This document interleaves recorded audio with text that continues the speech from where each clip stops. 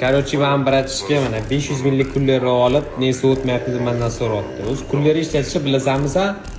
Men senga hozir o'rgataman.